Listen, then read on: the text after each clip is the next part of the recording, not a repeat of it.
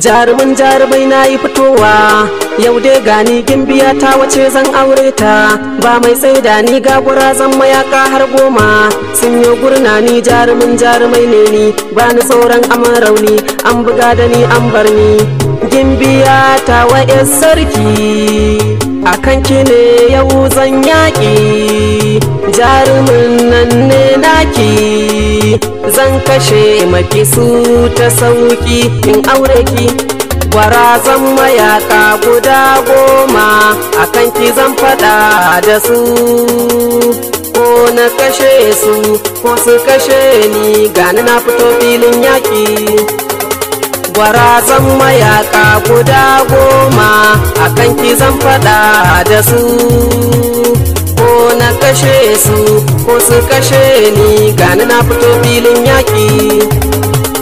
Filin yaƙi na shiga, takobi na jijjiga, na fito fili ni ga daga. Takobi na dama ta daɗe bata sha jini ba, amma yau akan ki gimbiya za ta sha jini. Ba zan raga masu ba, ko da takobi ko babu, ina yin yaƙi ba aibu, rayukanku a yau babu.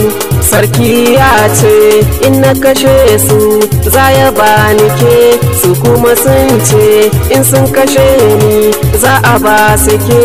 Ki kwantar da hankalinki, gane fili na da ke. Kahon yaƙi ku bubbusa, ga wasu mata zan casa, yau za a yi yaƙin gasa. Ku taho dukan kuni na shirya, jarumin jarumai na shirya. Na rantse da Allah akan gimbiya zan iya kashe kowa.